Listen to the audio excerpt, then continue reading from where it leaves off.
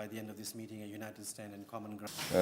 Your Excellencies, the Honourable Ministers, and the respective permanent secretaries and the senior officials from the respective Pacific Island countries. It's good to see you all again, and thank you for making the time and the effort to be here this morning. We also like to welcome our Singaporean counterparts who have also come all the way from Singapore. As you know that we are holding this meeting following the last meeting we had in Singapore, in which a number of important matters were discussed, in particular our position to take to the ICAO in the upcoming meeting that will be held in Montreal. At that meeting, as you know, that we had a resolution that the Pacific Island countries should meet separately and to take a position in respect, particularly of the carbon emissions position that has been taken by the ICAO and how it would in fact affect us, all of us, in fact, quite adversely. So, unfortunately, we could not host the meeting earlier. As you know, that we had the second strongest storm ever that hit any country in the world, that took us by surprise, of course, and that hit Fiji in the form of Cyclone Winston. Just to put into perspective, the damage that was caused by the cyclone, as assessed by what they call the Post-Disaster Assessment Team, which comprised of the European Union, Australian Department of Foreign Affairs, World Bank, ADB, and various other partners, was in excess of about $1.4 billion. We lost about 44 lives, and vast areas of Fiji were completely devastated. And we are still in a huge rebuild program, but we were also very fortunate that it did not hit major tourism industries, or tourism areas. So resorts such as this still remained upright. And what it also meant is that we were able to continue with the tourism industry, albeit somewhat at a deflated rate immediately after the cyclone. But it also went to show the importance of civil aviation, in particular to Pacific Island countries, in particular in terms of not just internal matters pertaining to reaching out to the other remote islands within the Fijian group, but also in our ability to ensure that we maintain a robust civil aviation sector to be able to get people in and out of Fiji. And I'm sure that is a similar situation that's faced by all the other Pacific Island countries.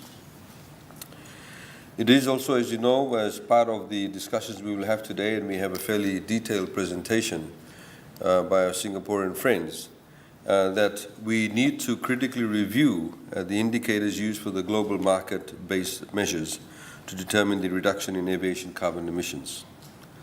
We must, of course, we believe, take a holistic approach, as we discussed in Singapore, which needs to take into account the total carbon emission footprint of a country, not just from the particular industry, which in this case is the aviation sector.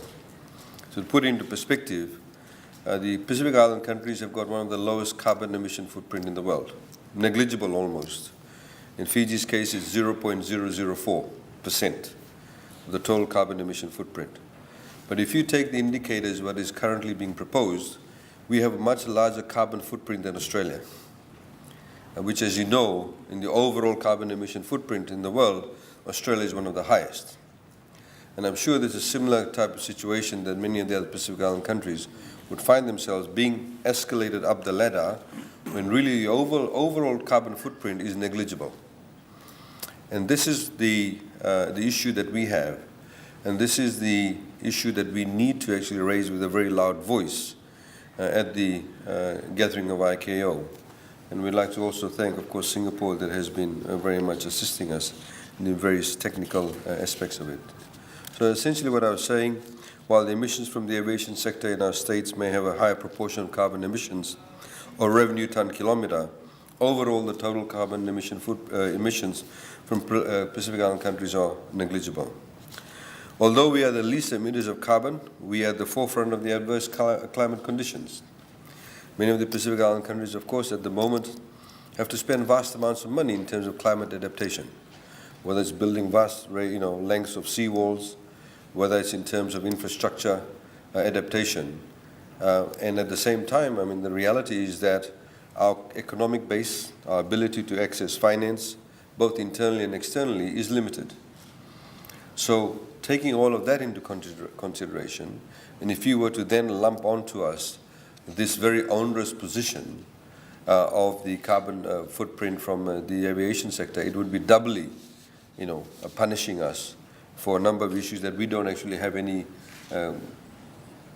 purview over, any control over, or indeed any say over, to ensure that we are not at the forefront of these sort of decisions that are being made.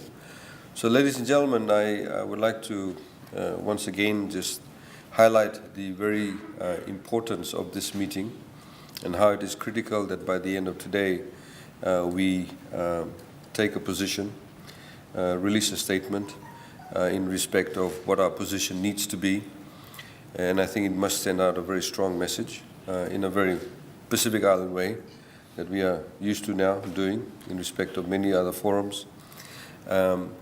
We have also organized for you a number of other side events, as you would see in the program that's in front of you.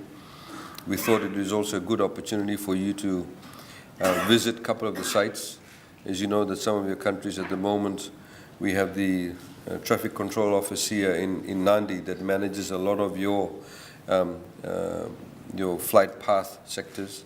So it's good for you to be able to meet up with the traffic managers, and you can see that.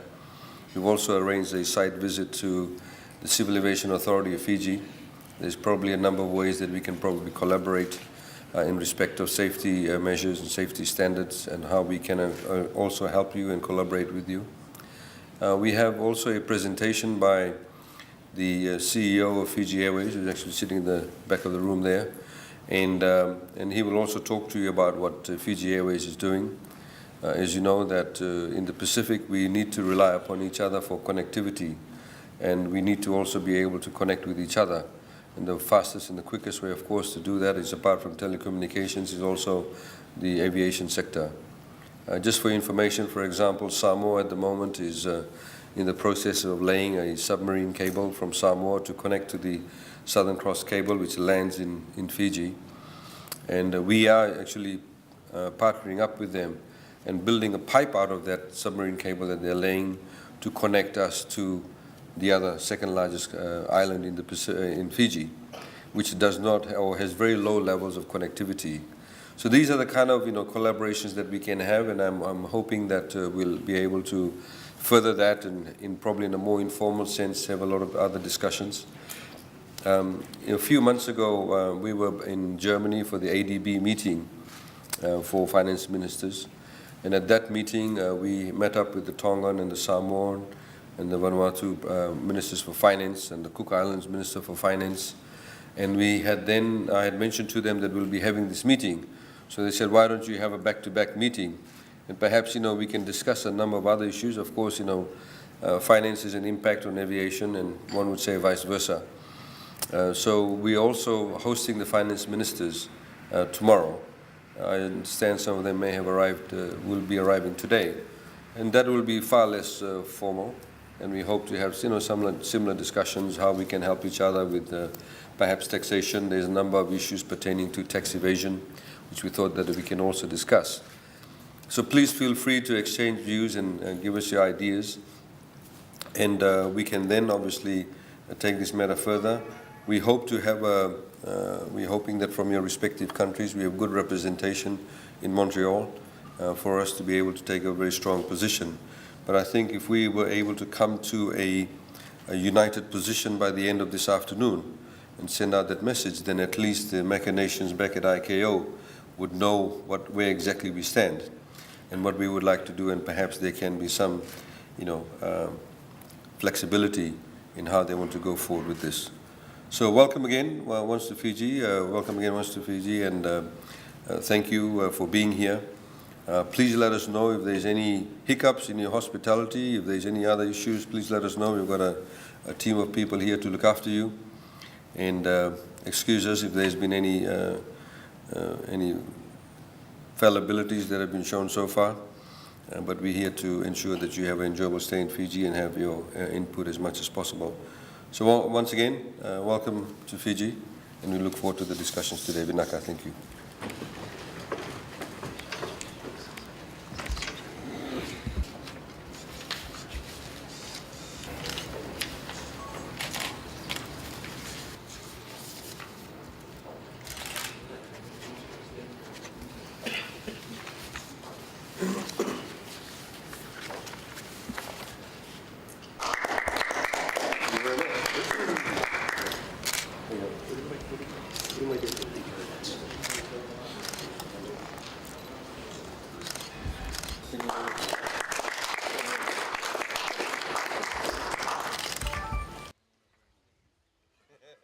Okay, smile, right. 3, 2, 1. Smile.